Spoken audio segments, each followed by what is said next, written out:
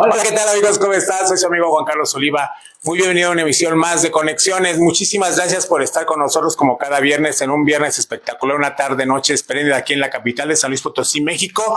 Para todas aquellas personas que nos ven a través de nuestras redes sociales, recuerden que este programa lo grabamos en vivo para que usted posteriormente nos vea donde quiera, en la comodidad de su hogar, en su coche, en su carro, donde quiera usted, hasta en el baño si quiere.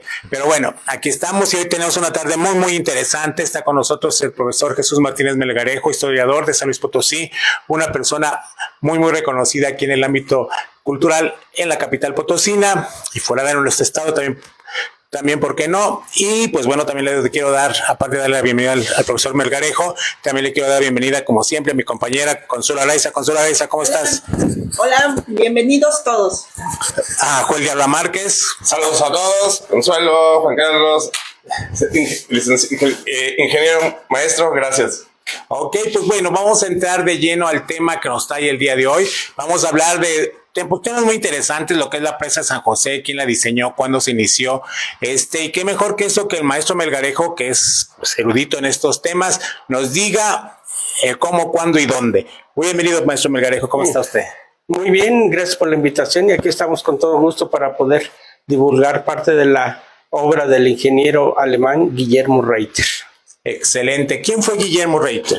Guillermo Reuter fue un ingeniero civil con especialidad en hidráulica, graduado en la Universidad de Stuttgart, Alemania, que llegó aquí a San Luis a finales del siglo XIX.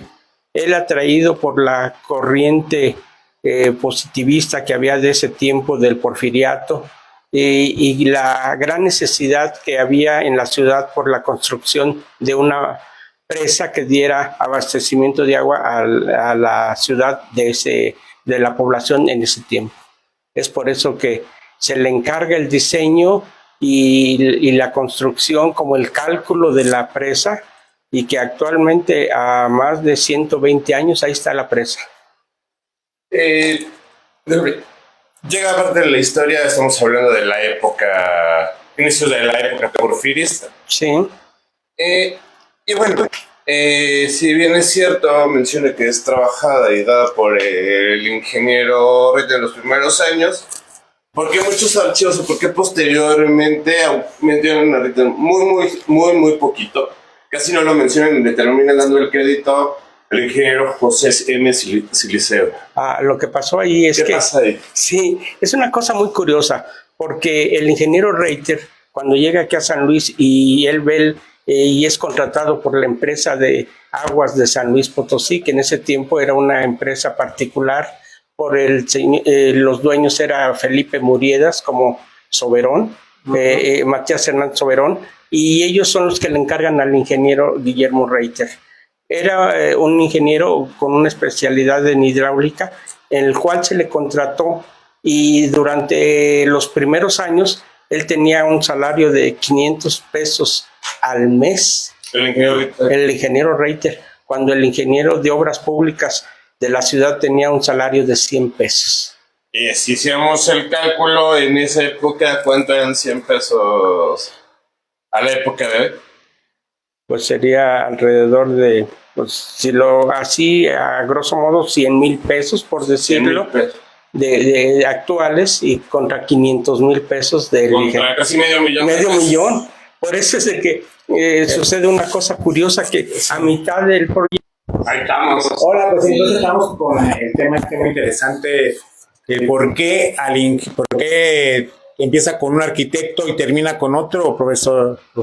Bueno, lo que sucedió es de que el ingeniero, debido a su especialidad y su capacidad que tenía, su salario era alto para esa época, alrededor, mencionaba yo, de 500 pesos al mes, cuando el director de obras públicas de la capital ganaba un salario de 100 pesos. Si nos mencionaba que era lo que equivalente a 100,000 pesos por una parte, el ingeniero sea casi de medio millón de pesos. Sí, pues la proporción era 5 por 1. Sí, entonces era muy alto. Muy alto, y aparte era oro, ¿no? Sí, se pagaba mucho en moneda de oro y que ya después, más o menos a un 60% de la obra, le dijeron, pues gracias, ingeniero, ya no le podemos pagar, y es por eso que él no la terminó. El 60% de... Ya había hecho el cálculo, Sí. y entonces pasa que esa obra es una de las obras más importantes de ese tiempo y de ese gobierno, ¿no? Así es, porque al mismo tiempo se estaba construyendo el Teatro de la Paz, otra obra grandiosa de... Mencionaba que en el caso del ingeniero Ritter precisamente fueron, en el caso de Díaz Gutiérrez, fueron dos de las obras emblemáticas aquí en San Luis Potosí. Por un lado, la construcción de la Plaza San José, por otro lado, precisamente en Plaza del Carmen, o lo que hoy se conoce como la Plaza del Carmen, Sí. lo que es el Teatro de la Paz. También la Penitenciaría del Estado, También. Hoy Centro de las Artes. hoy Centro de las Artes, es parte de las obras emblemáticas del gobierno del gobernador Carlos Díaz Gutiérrez. Carlos Díaz Gutiérrez, que fue un mal gobernador, pero para otros un gran gobernador. Pues... Las obras ahí están. Ahí está. En cuestión de las obras materiales. Ahí están Sí. oiga, los hechos hablan, ¿verdad? Sí, Eso- así es. Y los dichos se van o se quedan en la historia, Las obras algunos. llenas de historia aquí en San Luis Ajá. Potosí. Sí, exactamente, pero como te digo, los dichos quedan y las obras. Cuando hay gobernadores que no hacen nada, y eso sí hacen mucho, y dicen mucho, pero poco es lo que hacen, entonces a la historia te cobra y te pone a cada quien en su lugar. Carlos Díaz Gutiérrez, pues sí fue muy criticado, fue muy todo, se hizo muchas cosas que a mucha gente no le parecieron, como actualmente en todos los gobiernos. Así es. Así pasa, pero las obras quedan, ahí está la penitenciaría, el Teatro de la Paz. La presa todavía se puede tomar en cuenta, ¿no? Es que es de ese sexenio, de ese periodo Sí, porque gubernamental. fue diseñada en la época de esplendor del porfiriato aquí en San Luis, que después el gobernador no la inaugura porque muere el gobernador en 1898. Él no la alcanza a inaugurar. No, pues se muere 3 años antes o 5 años antes, ¿no? De que Después del inicio, después del inicio, Ajá. nada más, pero él no vio finalmente su obra haberla visto terminada. ¿Y quién fue el gobernador que la inaugura después de...? Pues ya estaría el Claro, gobernador Espinosa Iglesias también, que le tocó la penitenciaría del Estado. Entonces, ¿cuántos años llevó la construcción de la presa? Alrededor de 9 años la construcción. Después de esto, el ingeniero, pues, él continuó con sus trabajos aquí en la ciudad, muy importantes. Por ejemplo, diseñó la ampliación de lo que hoy es el Hotel Progreso, hoy ya de una cadena internacional de hoteles. Él hace la remodelación. ¿En qué año? Ya en 1904 empieza O sea con... que ese hotel era muy chiquito. Sí lo hizo más grande porque no abarcaba la cuadra No, completa. eran casas, Eran casas. al lado había Díganos casas. cómo era en sus inicios. Bueno, ese hotel Sí.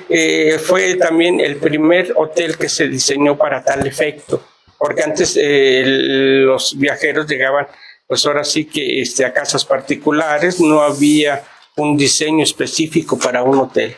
Y ese es el primer hotel que la construcción fue diseñada para tal efecto. Porque la mayoría eran mesones. Mesones. El mesón de Guajardo, ¿cómo se llama ahí donde está la calle donde estaban los vinos, Santa Clara. Santa Clara, El mesón de Santa el mesón Clara. de Santa Clara, que abarcaba más de 3 cuadras, toda la manzana, ¿no? Ahorita está dividido ya en calles, pero la calle Santa Clara precisamente, y luego Sí. la calle de Guajardo, y todo es el mesón de Santa Clara.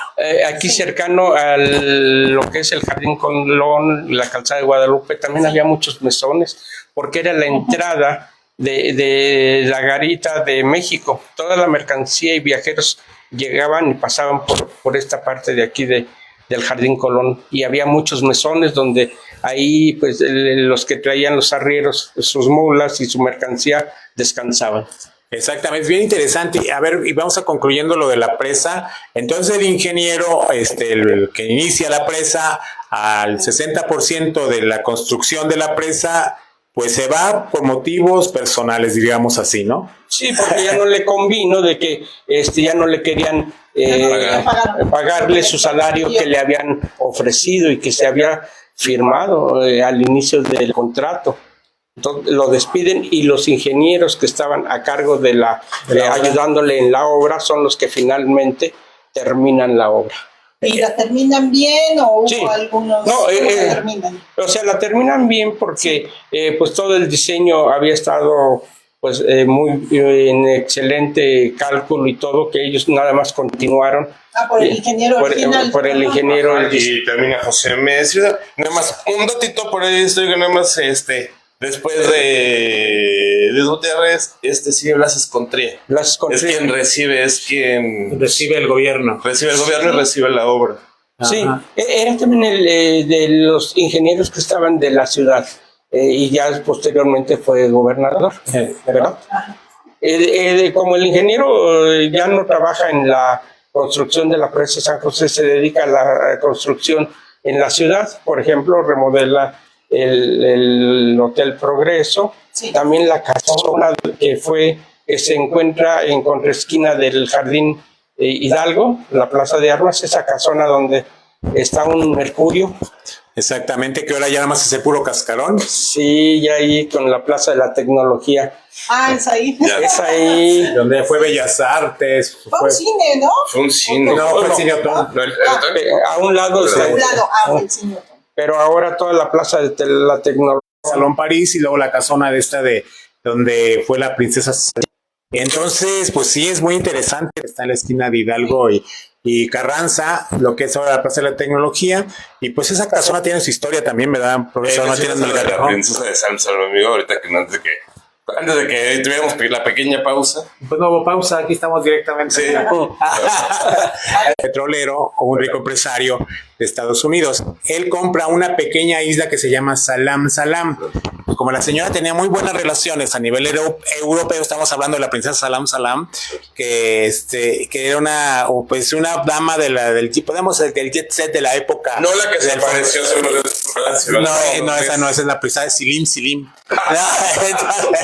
Entonces, él tenía muchas influencias con reyes, era un empresario muy conocido. La princesa, pues, él la hace princesa porque él, pues, hace monárquica su isla, un gobierno, él se hace como emperador o rey de esa isla, y la princesa tenía muy buenas relaciones con todo el mundo. Entonces, ella conocía desde príncipes, duques, marqueses, de todo lo que se llama emperadores, lo que se llama en la época, y tenía muy buenas amigas con Napoleón III, con todos los de la familia de Carlota. Es la mujer que va y le llora.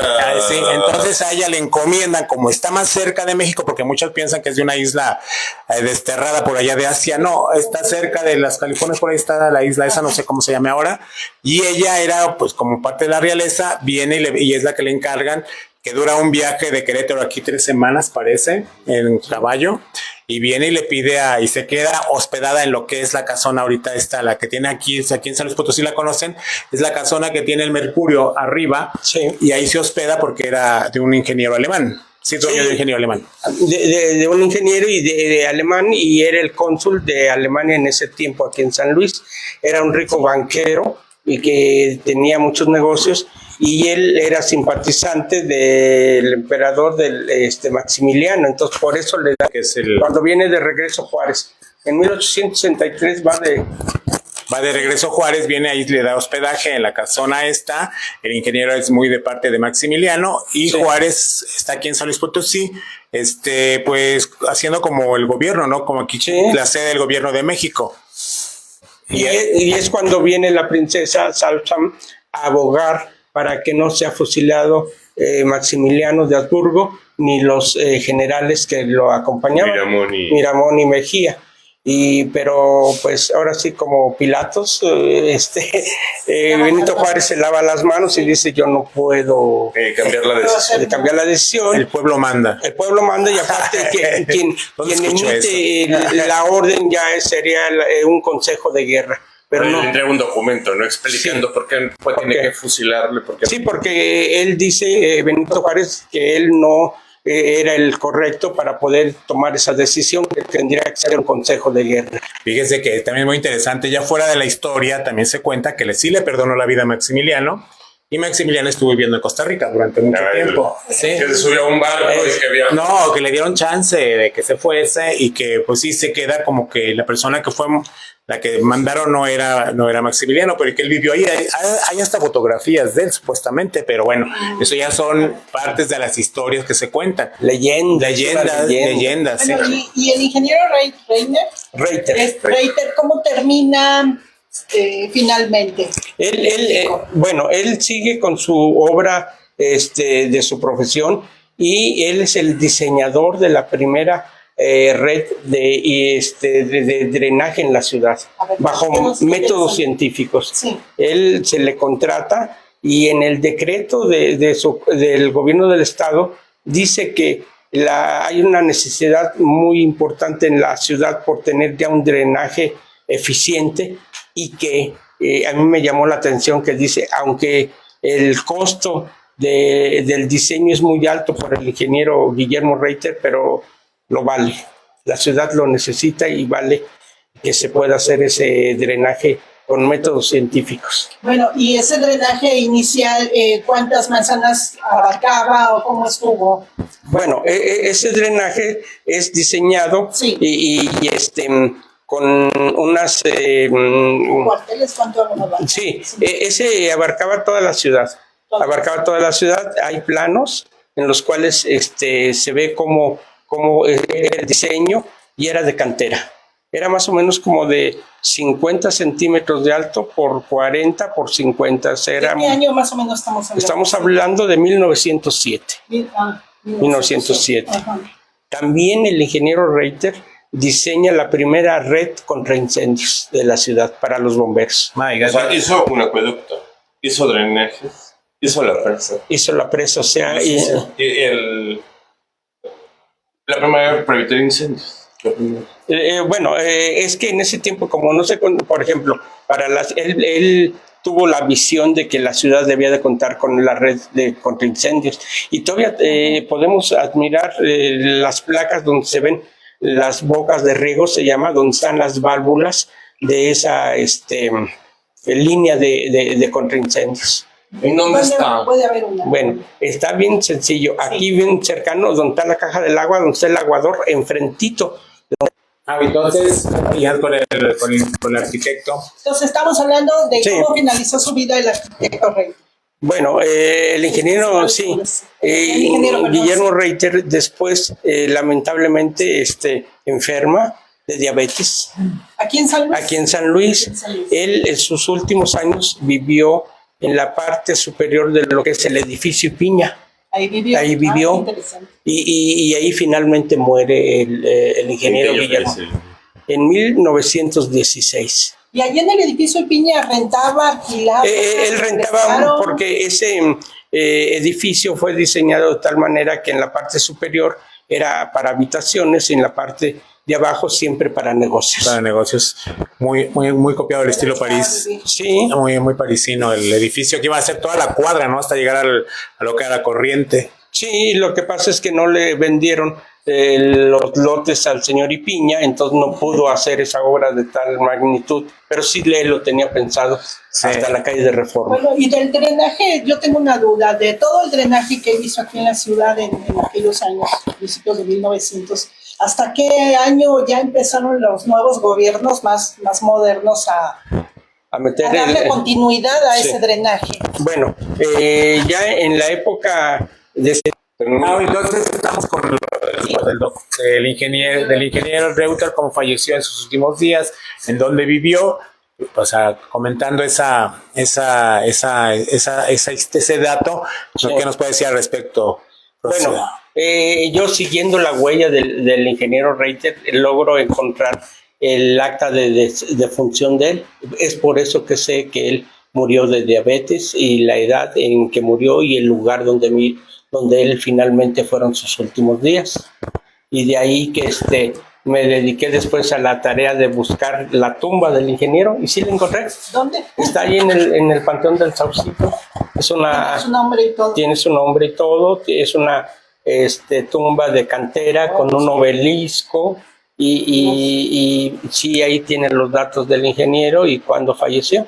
Hay datos históricos en algunos libros de San Luis Potosí, ¿no? No lo Sobre hay. él, ¿no? O sea, no sé, Ni hay... del padre Montejano, ni de la misma cronista. O sea, sí se ha mencionado sobre la obra, pero así en la forma que ahorita lo estoy yo diciendo no hay información. no hay esa Entonces aquí información. está quedándose la información. Qué mal, Sí. ¿verdad? Guárdenla. Cuéntenos un poquito, ¿cómo es que a lo largo entonces usted ha investigado de dónde ha llegado esa información para poder documentar cómo es que se ha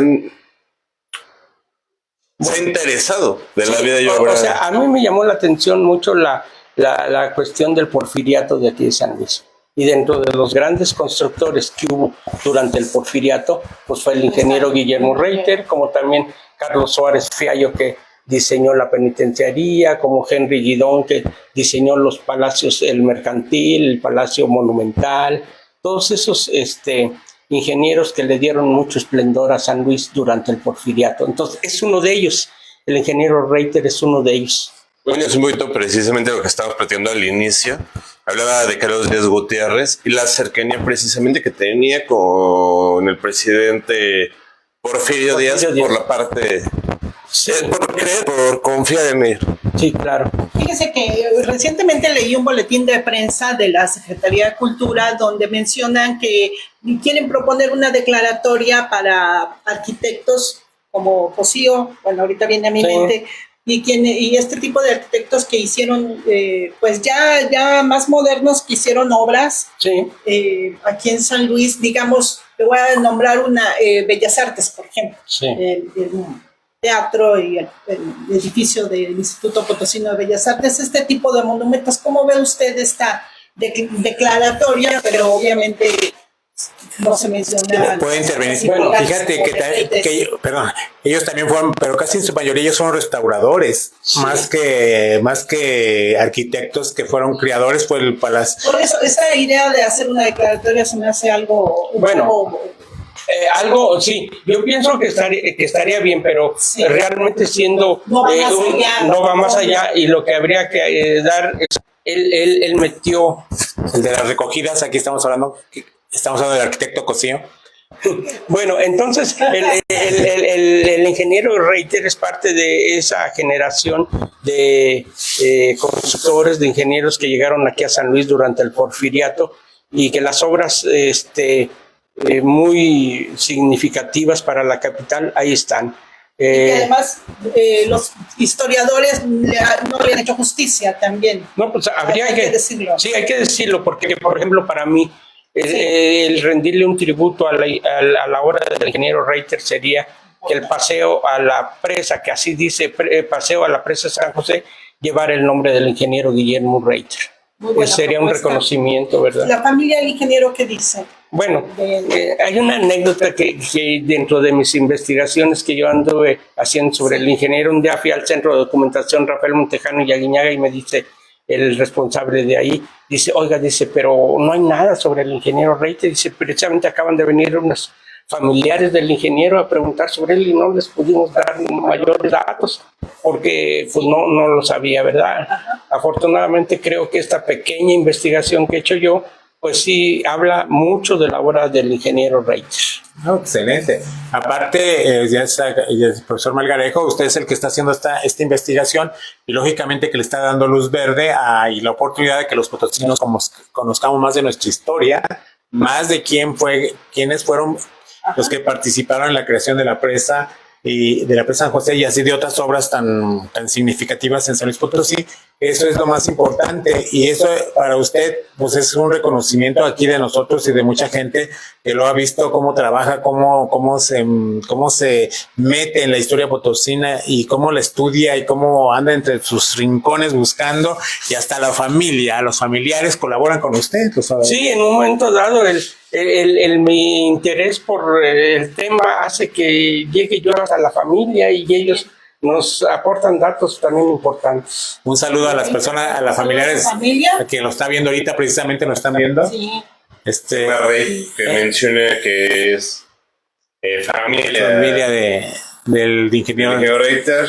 Saludos desde Chicago, muy interesante sobre mi antepasado, gracias. Dice. Muy bien, qué bueno. Qué bueno. Bueno, pues sí, ahí para los compañeros del Bueno. Y del Colegio San Luis, también del Archivo Histórico, pues ¿dónde están los historiadores que se pongan a investigar? Pues ya casi no hay, amiga. Se habla mucho de... hay mucho burócrata. de grandes personajes y pues, ya son burócratas. El historiador no anda pidiendo las 8 horas de trabajo. Está pues disminuido, ¿no? Ya no me lo buscan para dar clase, ahorita es clase en algunas y aprenderse lo que ya otros investigaron, lo que otros de poco es la creación, poco es de investigación.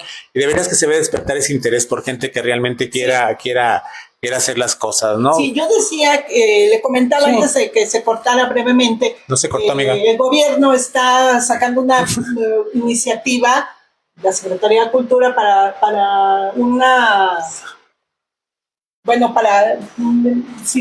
decir que es como patrimonio estas obras que hizo Cosío y otros arquitectos, ¿no? Aquí en San Luis diseñaron edificios importantes, pues, como el mismo Bellas Artes, y bueno, todo el mundo conoce al arquitecto Francisco Cosío, unos a favor, otros en contra, opinan de él y de algunos contemporáneos de él, pero sí, mientras están haciendo eso no se preocupa por ir más atrás y ver personajes como el ingeniero Reiter que merecen más reconocimiento. Oye, es que se van a la fácil, ¿no? Porque todavía porque todavía hay referencias de ellos, no batallarían en andar investigando, simplemente pues sería nomás documentar, ir a los catastros, saber quién hizo el... Ya todo lo ven muy light, además, no se preocupa por investigar más a fondo. No profundizan.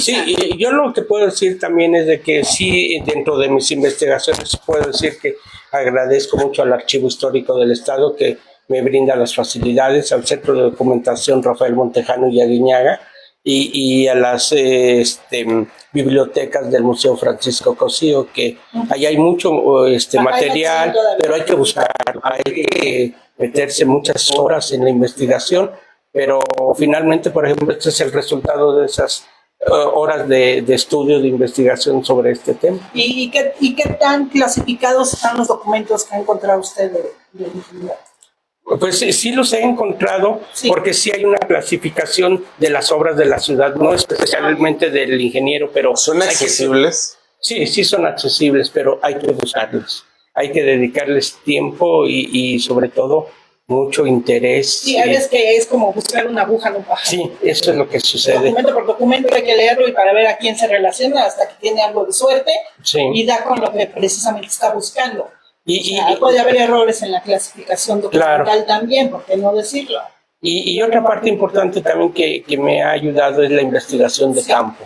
El preguntar con los vecinos, con el lugar, con los familiares. Y de esa manera yo he completado la investigación. Oiga, ¿algún otro personaje que le interese investigar más adelante?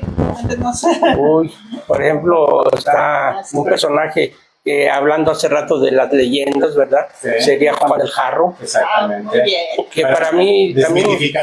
Sí, me atrajo mucho porque yo lo consideraba como todos, ¿verdad? Como un personaje de la ciudad de leyenda. Pero cuando yo encuentro, gracias al Archivo Histórico, que la única profecía que hay hasta este momento documentada de Juan del Jarro es lo del asesinato del gobernador Juan de los Reyes.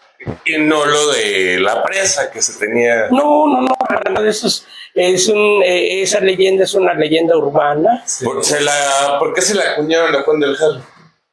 Porque él era un vidente, sí era un vidente.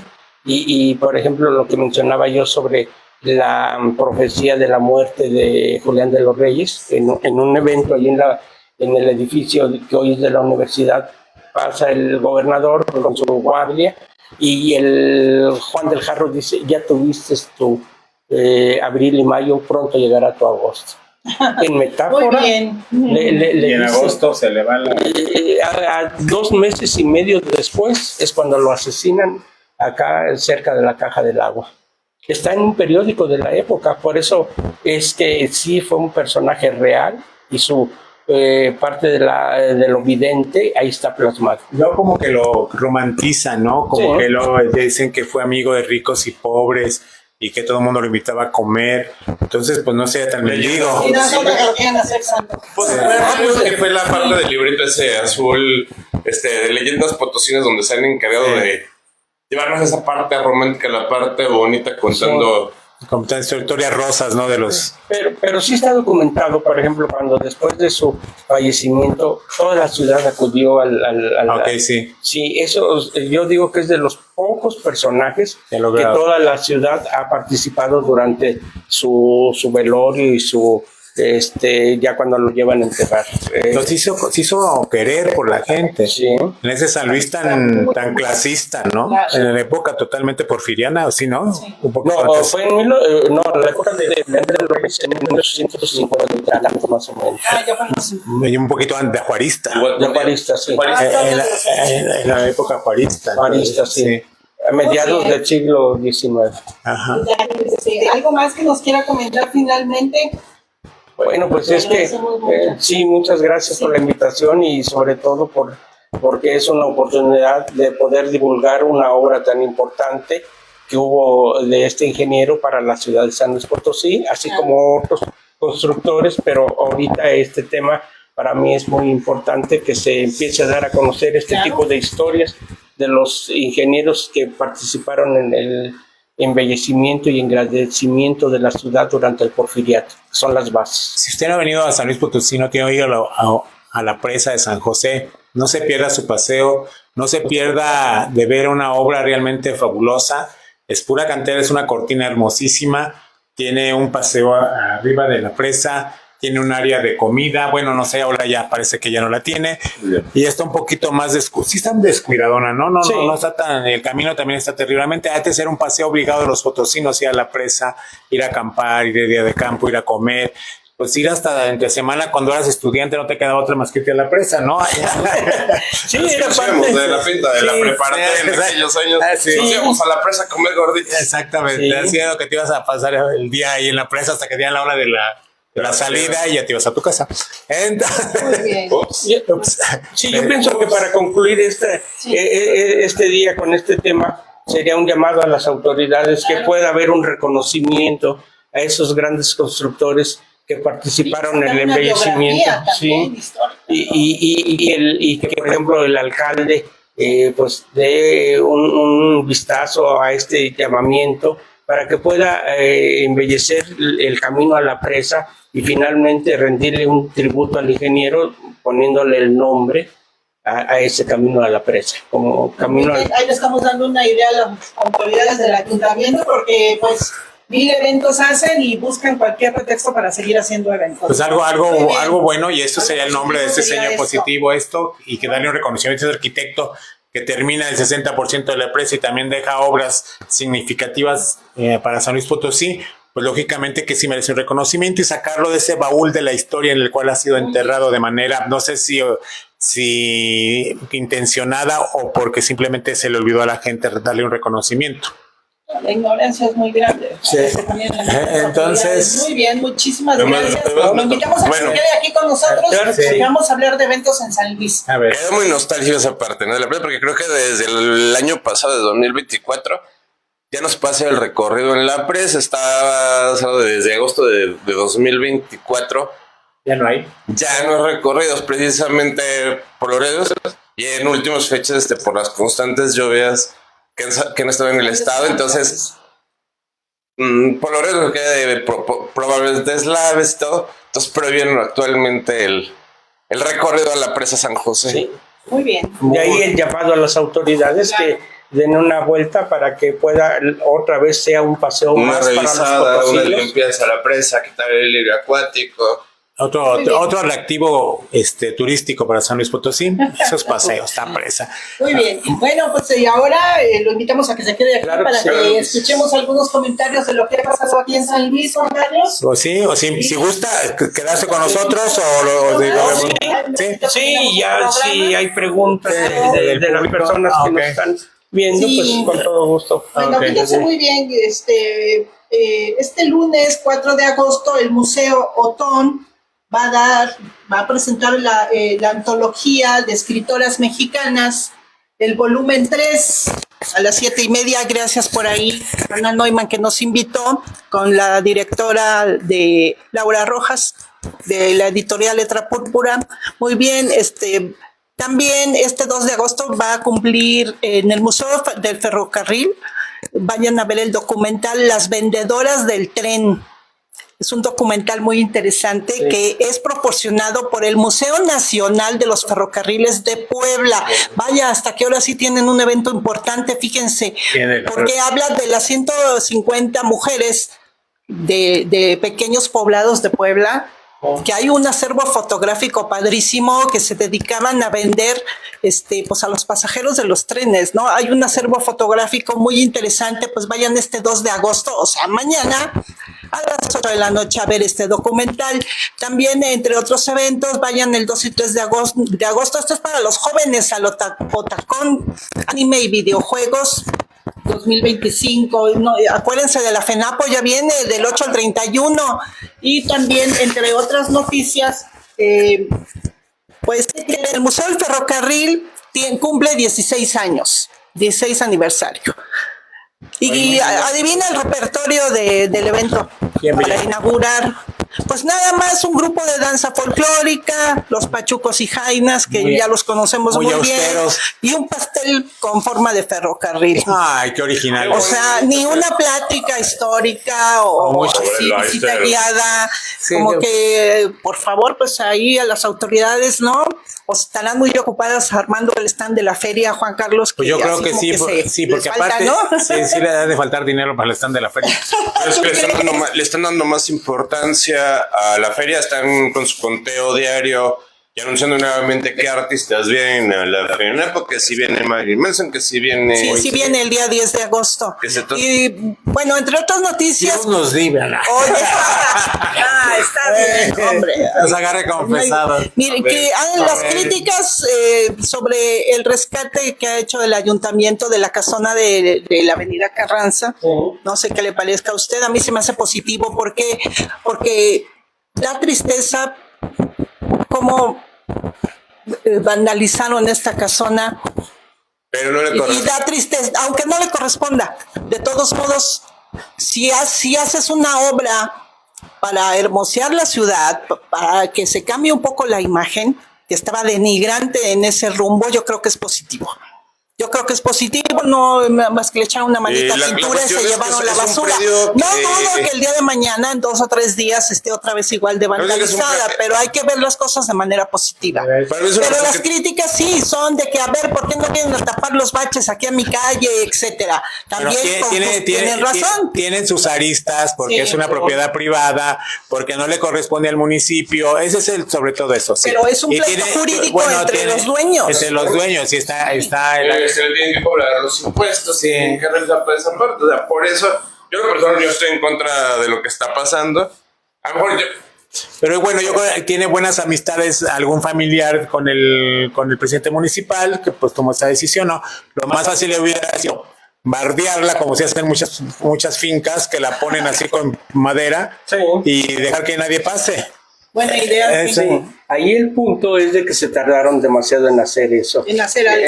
En hacer algo por esa finca, porque hay otra finca en la cual la que se encuentra hoy un Oxxo a un lado del Cine Avenida, de lo que era el antiguo Cine Avenida. También sucedió una cosa así, pero ahí fue también con los familiares que al morir el familiar, el que estaba, ahora sí que el padre de los descendientes que lograron ellos trabajadores de la radio, sí, y que anduvieron buscando los Navarro, Darías Navarro. Está un oso. Sí, con fama de que espantaban o espantan todavía. Pero ese también buscando según dinero, y hicieron muchos hoyos y eso, destruyeron la casa.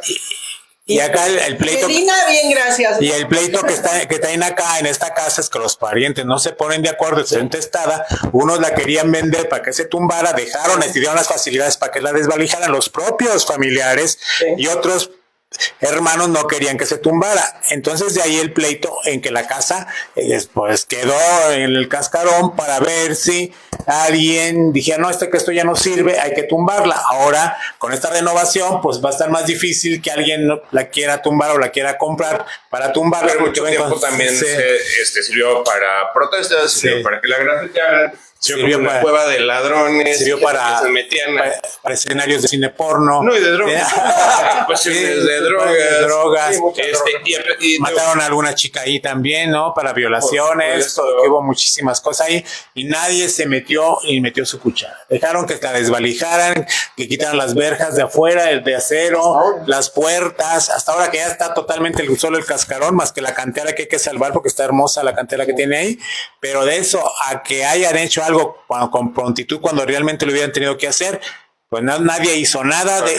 Sí, hasta que yo pienso que alguien que se perdió el interés de alguien que quería comprarla y dijo, ¿sabes qué? Yo ya no le entro a esto. Entonces ya dijeron, oye, municipio, pues ayúdanos, ¿no? Échanos la manita para que no la sigan desvalijando. Pues sí, porque está ubicada en la avenida Carranza, uno de los puntos de más interés turístico para la capital y pues sí, obviamente se veía horrible, ¿no? Pero además hay muchísimas casonas abandonadas, sobre todo aquí en el centro histórico, intestadas, que están en condiciones deplorables también. Lo que pasa es que mucha gente no se da cuenta. A mí lo que me preocupa es que la vuelvan a pintar, que la vuelvan a dañar. Pues eso va a pasar, porque en estos días, ahora sí aparezca el dueño y dice, pues gracias ayuntamiento. No. Ahora sí la quiero. Ahora sí es mía ya. Es un pleito jurídico, pero de grandes dimensiones. Entre varios hermanos, ahí hubo varias personas. Apellidos de abolengo, además. Pues ya ni tanto, ya había esa del tubo. ¿No? Si no la quisieran, si tuvieran, pues ya no lo hubieran vendido, lo hubieran restaurado o lo hubieran hecho algo más. Oye, y bueno, vamos a pasar rápidamente a los puntos nacionales antes de despedir este programa. Oye, vámonos con ¿qué nos tenemos? Pues está lo de Donald Trump, que pospuso pues sí, 3 meses más de suplicio al gobierno de México, esperando que yo creo que lleguemos al tratado, ¿cómo se llama? Tratado de Libre Comercio, a la renovación del tratado de sí, lo que hizo el presidente Trump realmente fue atrasar los aranceles ahora al 7 de agosto, cosa que ahí manejó la presidenta Claudia Sheinbaum, pues su comunicación social, manejándolo como un triunfo, poniéndola a ella como una heroína, pero realmente se está evitando el 30% de aranceles a todas las exportaciones mexicanas nada más de aquí al 7 de agosto. Así, sí.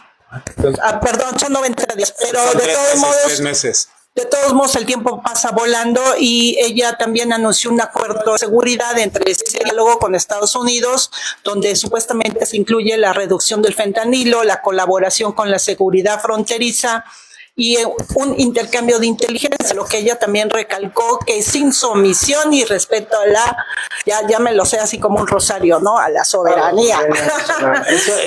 Ya es discurso político, pero fíjate que vamos a ver realmente qué le pidió Donald Trump a la presidenta de la República cuando pasen algunas situaciones en cuanto a lo que es a qué peces gordos ahora sí agarran del narcotráfico, ¿no? Y a qué narcopolíticos.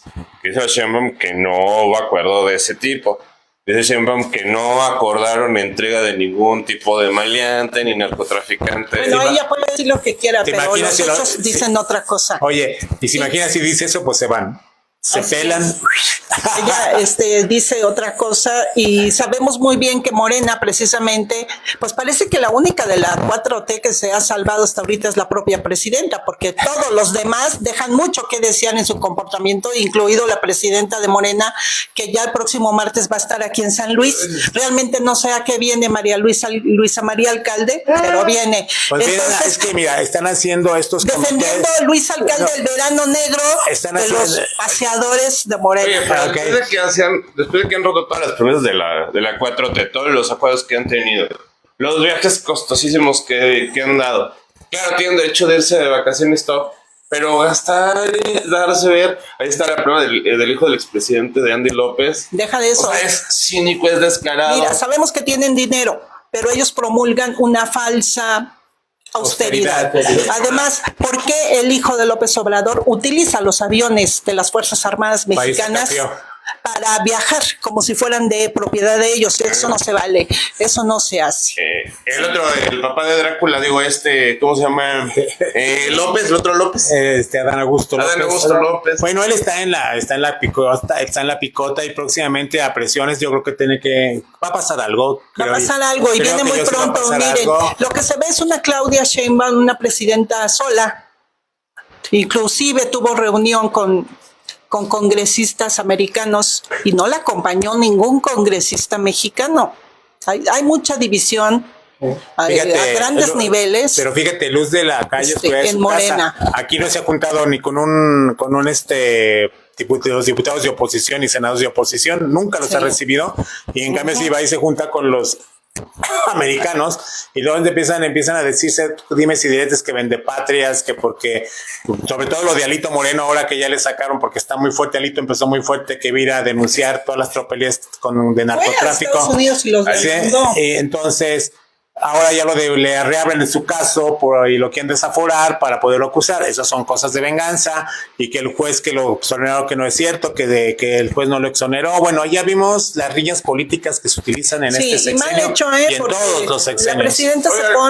La presidenta se pone al tú por tú con alguien del estilo y de la estatura de Alito. Pues no debería. Ella debería de darse su lugar como presidenta, y lo único que hace es darle más elementos al otro para contestarle y fuerte en sus redes, ¿no? Diciendo que así se demuestra el cinismo con el que gobierna, que me han espiado, me han amenazado y nunca han podido doblarme, etcétera, etcétera. Lo único que hace lo victimiza más, y pues no se vale. Pero bueno, pues sí, para Alito le vale, pero a la presidenta no. Una fractura muy grande en la 4T. Y como dijo la misma Sheinbaum, que los viajes y la vida lujosa no representa la 4T, y quienes pertenezcan deben de poner los pies en la tierra y ser guiados por la austeridad, cosa que a nadie le importa. El mismo Monreal dijo que prefería que la oposición se enojara con él, que se enojara su esposa, ¿no? Porque le exigió que la llevara a España. Exactamente, ya buen lugar, porque ella está acostumbrada a dormir en colchones de plumas de gato. Imagínate, ¿no? Sí.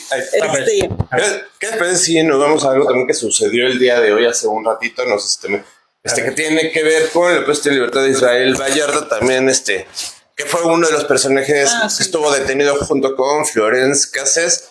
Recuerda que Florence Cassés fue puesta en libertad hace algunos años.